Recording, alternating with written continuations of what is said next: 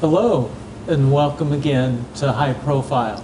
My name is David Ryal, and on behalf of the producer John Kurt, we welcome you to a new show.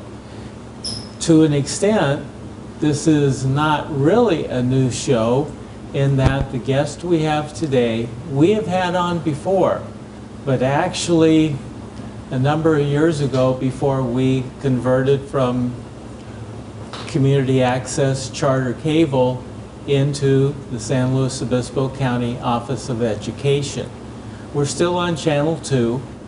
One of the improvements that we have is that the County Office of Education is now streaming what is on cable Channel 2. And so when our show is airing on cable 2, you can also access it on the internet. And John and I are very happy to announce that by the time this program that we are doing should be on the air, we will be also on demand as we have a YouTube channel, High Profile San Luis Obispo, that will be coming online shortly. So by the time this show is ready to be aired, we should also be available for on-demand streaming. And so we look forward to the new year, 2020, and we're really happy to have the guests we have with us today, because even though this show is about a month after our New Year's, it's actually being filmed at the time of the Chinese New Year.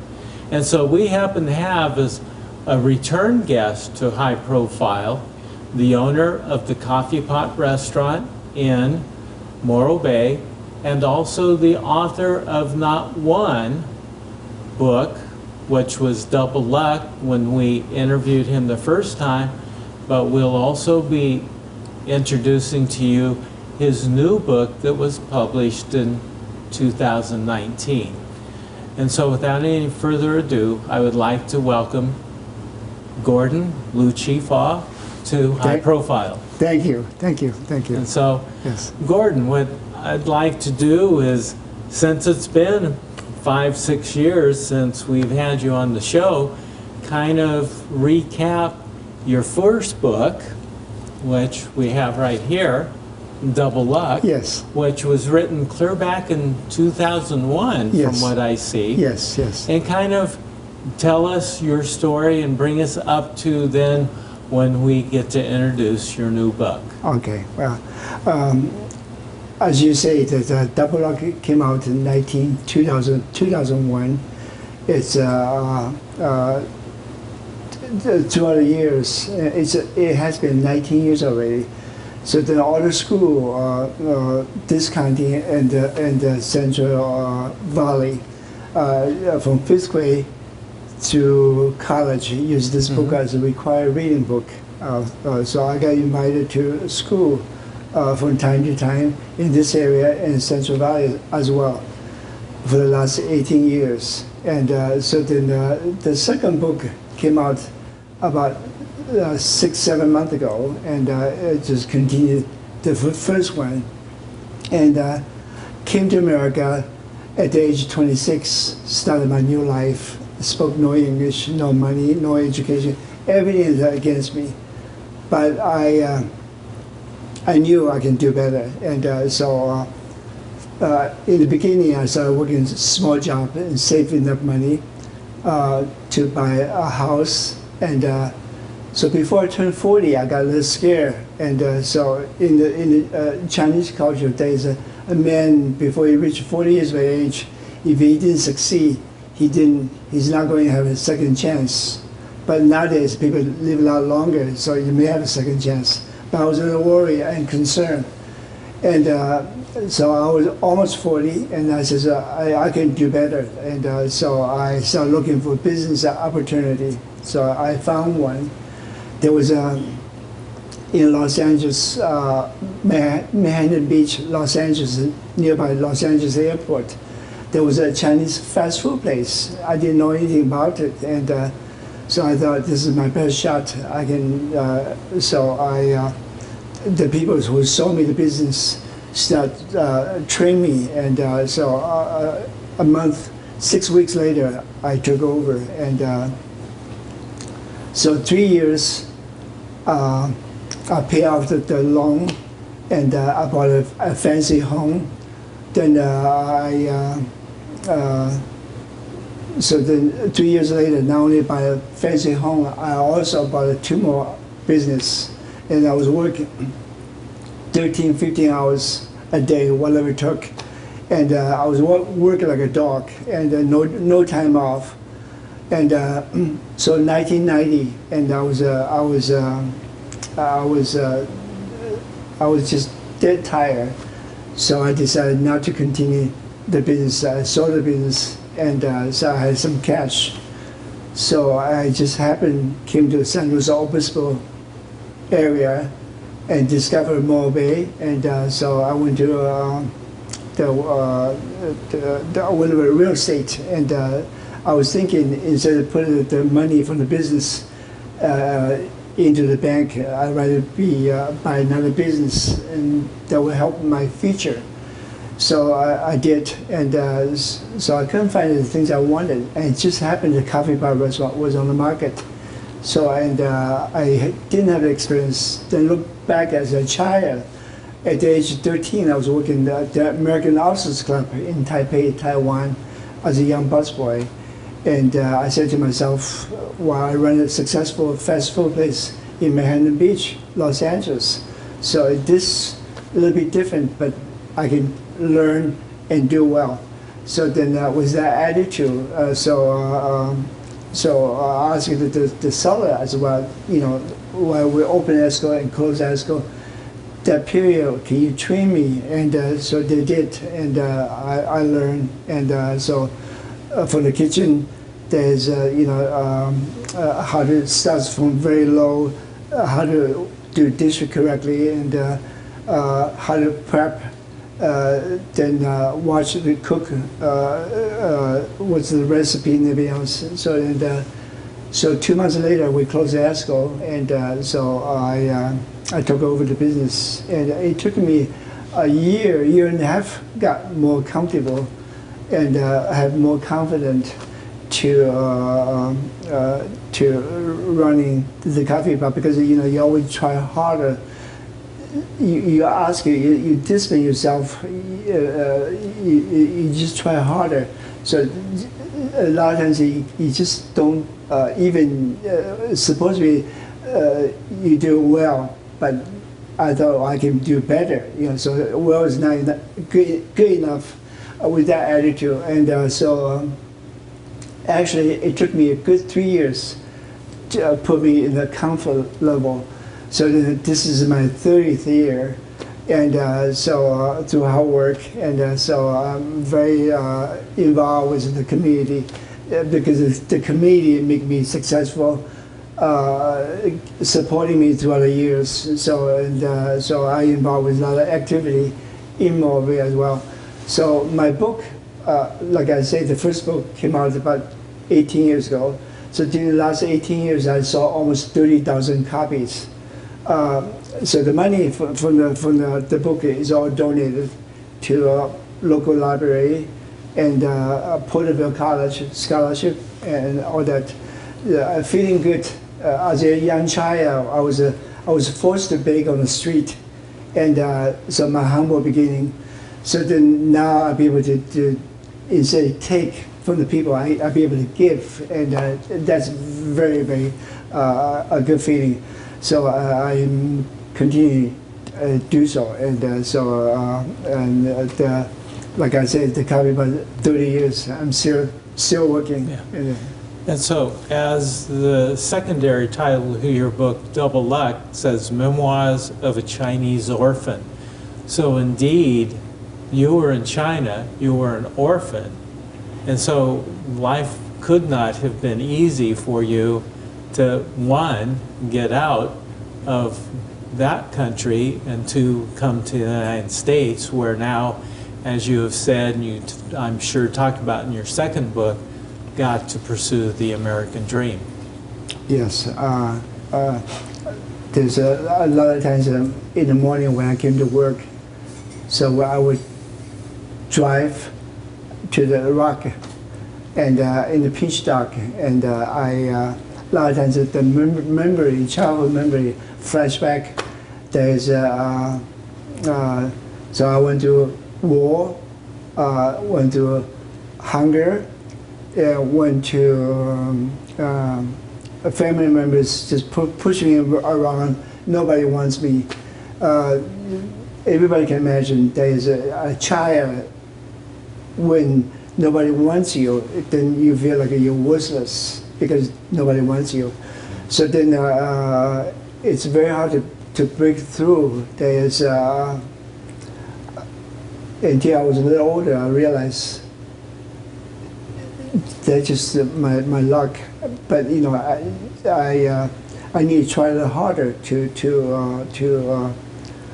achieve a new goal, live a better life, and I just no longer can take it, the hunger. So I think that the business is very, very important to me, and so when I first came, I was just hoping I could do self-sufficient, and that's all I can ask. Until I was strong enough to be able to save money to own a business and everything else, and so I did. So I think a lot of people just use the difficulty to make an excuse, you know, and I don't think it's right. Everybody have a tremendous potential to be better and bigger. So I'm heading that direction. I'm very grateful that America give me the opportunity to be able to own business and be not only own business. I also not only self-sufficient. Also, I provide jobs for the society. So I feel very good about it, and so often I remind myself, says, you know, don't be too easily satisfied. So there's a potential you to be better, and you always try harder to be better. So I am try very, very hard, and I'm here 7 days a week, and in the morning I came here. It's about 5:45 or 5 minutes before 6, almost every day, 7 days a week, except when I went away. Otherwise, that's the situation. I just feel very, very fortunate. I have this. I'm sitting at this. It just I feel warm. There's for example, in here, you know, and a lot of people's my regular customers or not regular customers, they come in.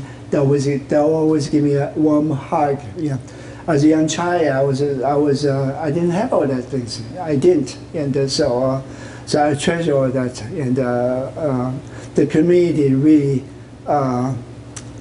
give me a lot of support and warmth, and I never forgotten. I always appreciate it, and I'm continuing to try to do well for the community.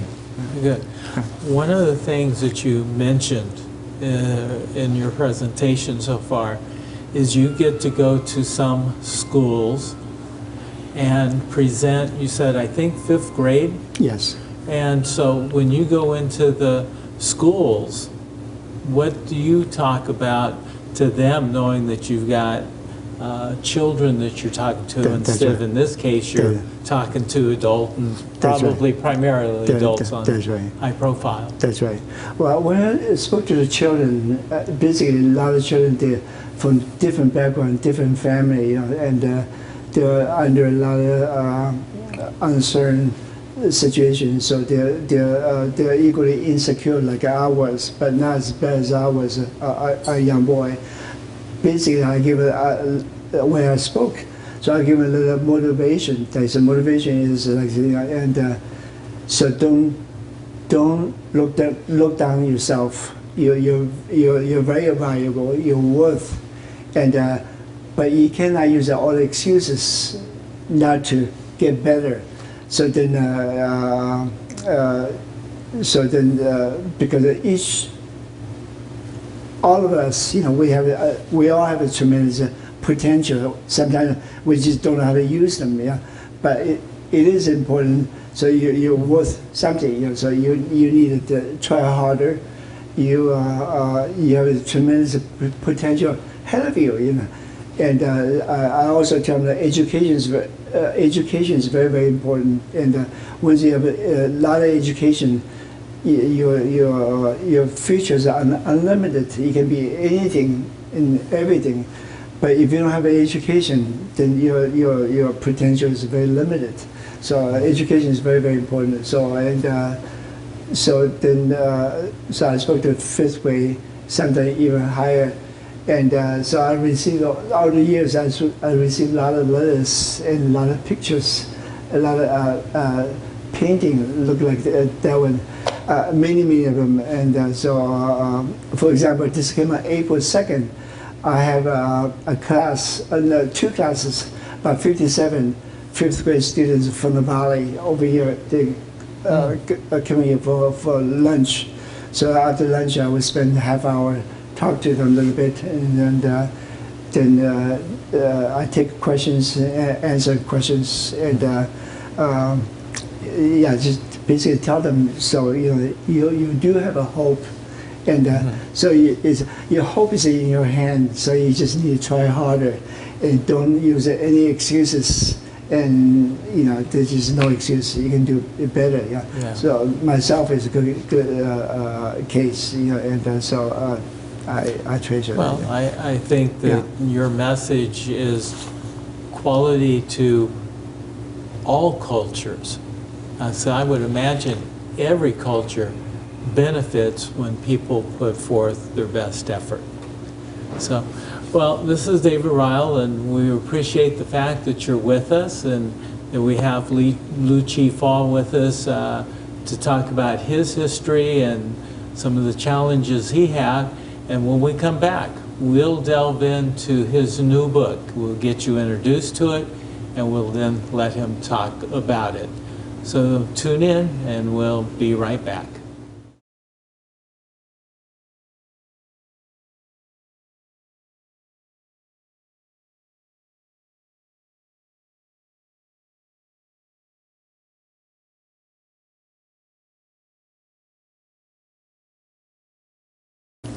Welcome back to High Profile. And in this show, we are featuring Lu Chi Fa Gordon, owner of the Coffee Pot, who was an orphan in China, made his way to America, and once he got here, he was bound and determined to make it. As he shared with us in the first segment of the show, he's interacted with elementary school-age children, made presentations to them, and he pointed to the wall. We're in the Coffee Pot, and we found Fingerprint Luck Dragon, 6th grade, Monroe School, elementary school, 2015-2016. And so this is what he was presented, and he loves to show this off because it indicates how much love and appreciation the young people have for the presentations he makes to them. And recently, as he also has mentioned, he's done work here in Morro Bay and very active in the community. Well, the Morro Bay Chamber of Commerce in 2018 gave him a Living Treasure presentation for the lifetime of service gracing the community. And so this likewise is hanging on the wall of Gordon's Coffee Pot. And if you ever have a chance to come to Morro Bay, please stop by and see Gordon, because it's not just a restaurant, but it's a lifestyle, it's an example, and it's a passion for people to really see what this man has done with his life when, as he said, he had no brakes to begin with. So the next segment or two, we want to feature his new book. This came out, as he said, about 7-8 months ago, My Good Fortune.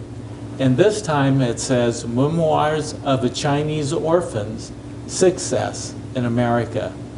So Gordon. Yes, sir. Yeah. Let's pick up the story Yeah. that you're here. And Yeah. so what does this book entail? We got you out of China. Yes. We got you to the United Yeah. States in Yeah. double luck. Yeah, yes. So now what does this take us through? Yes. My good fortune is, well, it's continuing. In 1969, I was 26 years old age, came to America. So through hard work, and so I was a houseman working in the people's house, learned how to do laundry and clean the house and everything else. Then I was a bartender in Los Angeles, Crenshaw and Santa Barbara area, one of the Italian restaurants as a bartender. And so then later on, I was working Holster International at the Los Angeles airport as a continuing bartender. So in 1971, after I came to America a year and a half later, a little over a year later, so I went to Denver, Colorado, applied for my permanent resident green card. So then I was 10 months. There was about 11, 12 people apply at the same time. So fortunately, within 10 months, I got my green card. The rest did not get it, and they thought those people thought the owner played favorites, and so they called me all kinds of names because of a lot of jealousy. But because they didn't realize I was illegal, came to this country as a businessman, then I switched to. Well, someone told me, well, if you go to school, you will get your green card, and I was so naive. I thought that was it. Yeah. So I went to adult school for a couple of months. There was no result, and I was a little nervous. I didn't have too much money left. So it just happened. There was opened a business school in the neighborhood, and they charged $90 per month. In those days, $90 was a lot of money. So then they took all the students from foreign countries, and but they require you have to have your passport. Then you also require you have to have a high school diploma. Yeah. So I did have a passport, but I did not have a high school diploma. But I didn't want to tell them that, because if I tell them, well, you don't belong here, and just one sentence, they would get rid of me. And I said, well, I just give them the passport without a green card, without a passport, without the high school diploma. I said, how goes? So 3 days later, I went to the class, the school, and my professor's office, and I saw a lot of passport was there. So I took mine, I opened up, so I had a 4 years student visa, and so talk about luck. And so because of that, so when I went to Denver, applied for green card, I was a lot easier than anybody else, because the government already had all my information.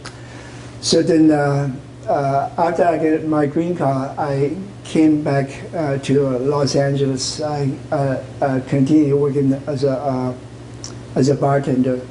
But a few years later, I saved enough money. I bought a condominium. A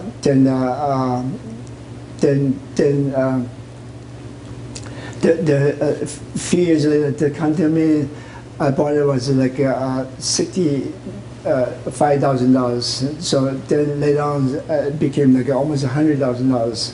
So I used the equity to buy a fast food place in Los Angeles, and so that's how.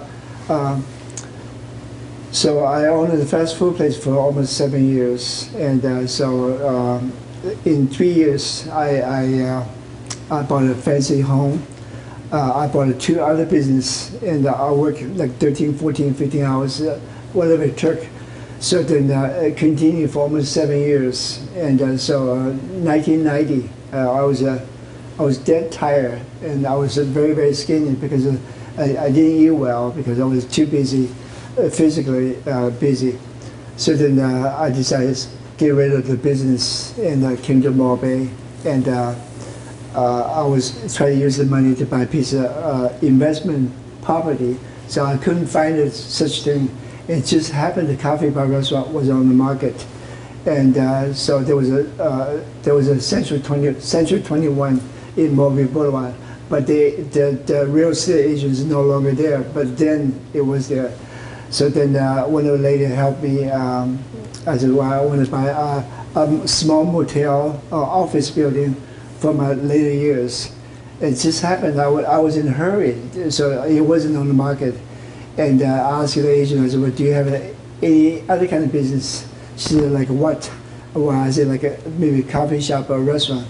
So she opened the book, and the coffee bar restaurant was on the market. And so I didn't have experience. Then I said, well, I can learn. So then, so we opened ESCO and closed ESCO. There was 60 days.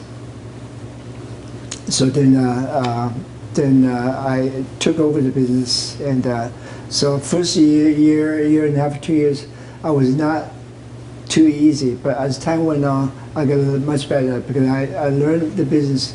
I knew the business better, so I was in another level. I was in the comfort zone. But the first 2 years, it was very hard. It wasn't. It just yeah. So I noticed some of the titles of chapters of Yes. your book. Be optimistic. yes, Respect yourself. yes, Use your integrity. Or is that ingenuity? I think I just misread the word. Use your ingenuity, take risk. And then you've got chapter 5 says disappointment. So what were some of the disappointments you ran into?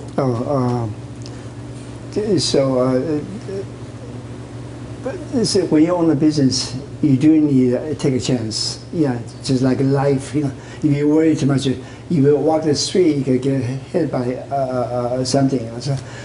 But life is a chance, and so never afraid to take a chance, because only you take a chance you can succeed. Because a lot of times the opportunity in front of your doorstep, but you just don't know, you don't see it, and so you wouldn't know how to take an opportunity to get better yourself. So I took a lot of chances, and the futures are unknown, but you got to try, you know, and try your best, and you can succeed. Disappointment is a lot of times, you know, some immigrant, and just what do you call? I'm not going to point the nationality. I'm just saying that life is just a little bit too easy for them. They don't understand what is hard work, and so you have to earn your money. You know, you can't just take a shortcut, which is a lot of people that I do know. They take a shortcut. You know, but it's not in my book, and I just did. So that we have the difference, and like I collected government money, that kind of things, you know. So I just think that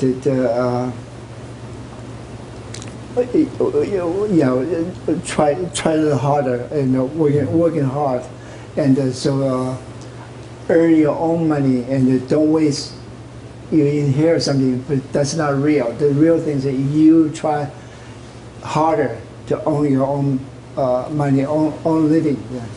Okay. And then you go on to 6 is, I think, very important, especially in a restaurant business. Be a people person. How do you go about that? Because I know from personal experience of observing you and Yes. talking to some of your Yeah. prior staff, Yes. you've given a number of people a second chance. Yes, yes. I, as a young man, I was always a very, very shy, and and the shyness and it went away until my first book came out because I had to go to school, from school to school, and talk, and so that actually exercised my guts. So then, because of that, and right now when I go to school functions, the larger the better. If too small, my energy is not there, and not because I was so special. It's nothing to do with that. Otherwise, I was shy. 3 people is too crowd. But today, because of the book situation, I go to different school, different functions to give a presentation. I really exercise my guts. So I go any other places. I went to many places. I don't get nervous, afraid, or anything. So the first book did me a lot of good. Yeah. Okay. Yeah. And if you fall down, you get up. Yes. Evidently, you've done that quite often through Oh your yeah. life. Yes. Many times. Yes.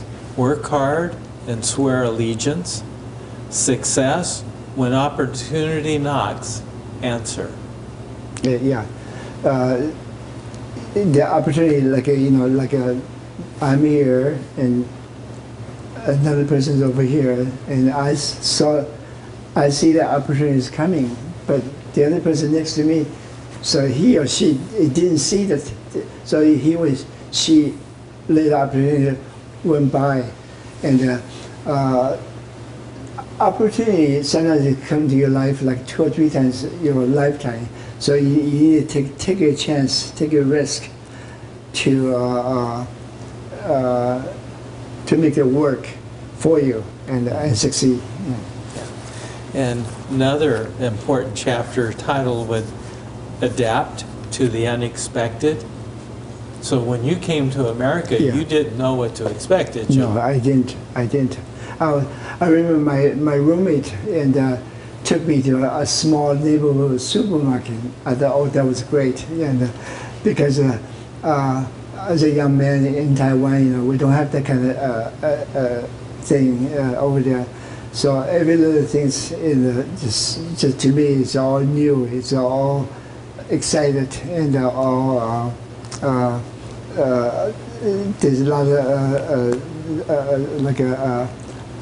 motivation push me to be better, to work harder, and be able to have a better life. And so the material things sometimes it's very important. You see the things, you look at it. I didn't have a lot of money to be able to buy the things that I needed, and I needed to work a little harder to earn my own money so I could own a house. So the Asian people is very, very different than other nationality. They rather have a beat up car, and but they send their children for higher education, and make sure they have enough saving in the bank, and they live well, and they don't need. We normally don't show off too much, like a dress well, a fancy car. Those things those material things is not absolutely not important. More important things it's in your heart. Then you try harder. You be your own person. Be a good person. Be a useful person. And so I'm that. And so, finding a home, be kind, love your family, and set limits. Yes. The Chinese people, family is very, very important, and normally when parents and children they're all busy. They all became adult. They all work somewhere else, and even a week or so, they come back home. So they make sure they have at least 1 or 2 dinner with their parents. They talk about their work. They talk about the family. They talk about the children. So then, like I said earlier, education is very important to us. So we make sure we send our children have better education. We tell them how to discipline them not to use a cell phone too much, and especially you share the meal with your elderly. You have to show a lot of respect, and you sit properly, you eat properly, and a lot of conversation carrying on instead of everybody busy on the cell phone. Yeah, I think that's one of the sad things is be here at the coffee pot, seeing people sit at the table and they're all on a cell phone instead of talking to each other. Yes. Then, of course, the top one is speak the truth. And we are going to come back with that in the next segment. Okay. So again, this is David Ryal for High Profile. We're with Gordon Lucci Fa from from Coffee Pot in Morro Bay. And again, the show not only is on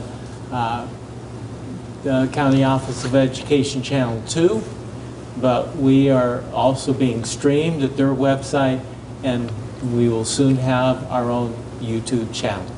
We look forward to our final segment with Gordon in just a minute.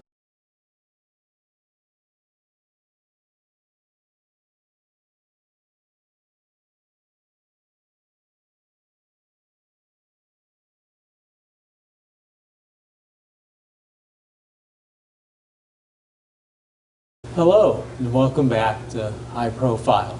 So we've been talking with Gordon, as he's affectionately known here in Morro Bay, about his second book, My Good Fortune, about his life here in the States after he had the luck to get out of China being an orphan. And so we've been going through some of the chapter titles, very important titles for us to really apply to our lives as he's applied it to his life and being a success. And so we left off with the last chapter that we were looking at is Speak the Truth. Why is Speak the Truth so important? How has that benefited you? Speak the truth is very, very important, because if you don't tell the truth, every time you say something different, you cover one another. When you speak the truth one time, and so then a few years later you ask the same question, still the same. Truth. Truth is very, very important to everybody's life, and me, no exceptional, because so when you speak the truth, and oftentimes you meet the right people, and they can help you, and to make your life even a little better. And for example, you work in a big factory or a big company, well, then your supervisor recognize, and you always hard work, and you always tell the truth. So when the promotion come along, you're the one going to be chosen first before anybody else. That's just an example. I think speak the truth is very, very important. Everybody should speak the truth, nothing but the truth. So then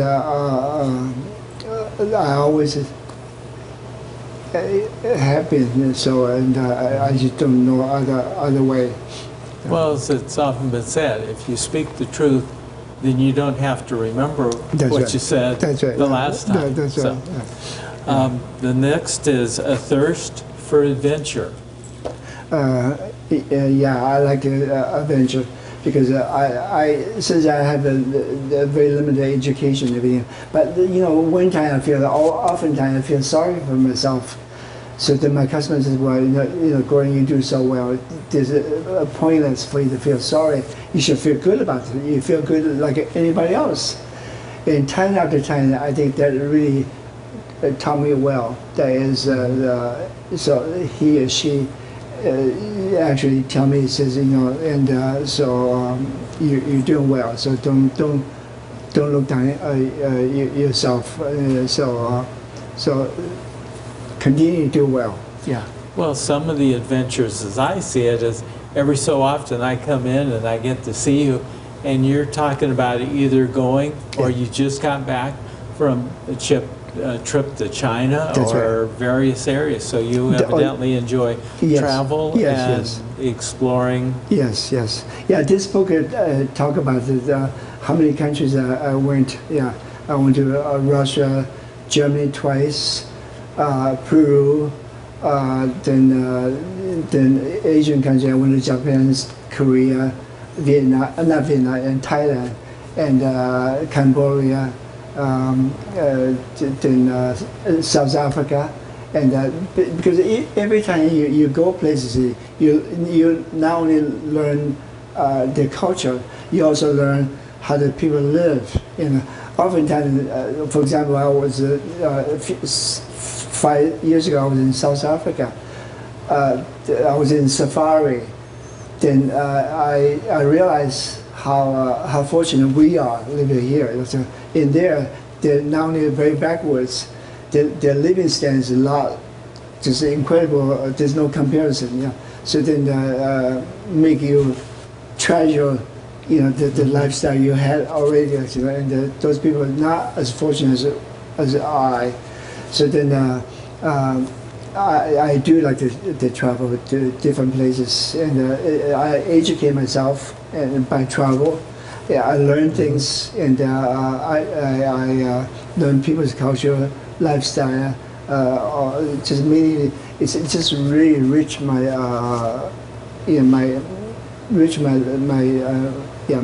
life and story. Yeah. Okay, and then you talk about your dream house, learning to tighten my belt. Talk about that one, because Yeah. sometimes we do run into people that live beyond their means. Yes, yes. I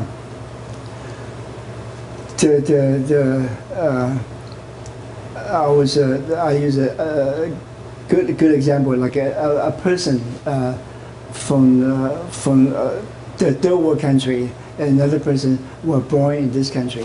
So then, the person born from third world country, they're so backwards. They came to this great country, and they took every little opportunity to be better themselves. So 25 years later, they not only educate their children well, and they own a house, and they have money saving, but yet there are other culture people, and they seem to just have a good time. And 25 years later, they have nothing to show. And so I think that it is important, there's always raining days, and so you need to think about that. And a lot of times we don't. We spend tomorrow's money, so then you're always in poor. You can never get better because you're always behind. But if you do a lot of thinking, so you have a much better chance to be better, to get ahead. Mm-hmm. Yeah. And then you talk about creating community. How have you created community here in Morro Bay? We've heard about a little bit of your involvement. Yeah. You've talked about your clients that come into the restaurant. Yeah. You get hugs and things like that. How do you successfully go about building your community? Yes. Well, 25 years ago, you just don't openly hug people like this, men or women, but our society changed quite a bit, and for example, I'm very affectionate because the reason I'm very affectionate because as a child I was living the Cold War because nobody wants me, so I just didn't have all the things, and so I'm glad I have this opportunity. This is like my social ground, and so at this point in my life, I really don't need a whole lot of money to live. Just a little bit would be enough. But the most important thing is because people here, they're from all walks of life, and so sometimes I see them very regularly. Sometimes I see them like 2 or 3 times a year. You know? And we're like a lost brothers and sisters. So when I was giving the girlfriend or wife a hug, the husband would say, "What about me?" You know, that kind of things. It's just that warmth. You know, you couldn't. But you know, you have to be that. It starts for yourself. If you don't have that, you weren't attracted to that kind of people. So I don't know why I do. I mean, when I'm very affectionate, you know. So when I hug people, people know it's all real. It's nothing but real. Yeah, like this, and I enjoy being here every day, and so I'm very thankful. And the community just couldn't be better. The community is so good to me. So I just feel like I owe to them. I want to do the only thing that I want to do well, and I don't have to pay them back just by doing well. Pay them back. Yes, yes. Okay. Then you talk about building for the next generation. And we haven't asked about your family, but you have some children or a child, don't you? Yeah. The next generation, I think that like you know, the younger generation, life is just too easy for them, and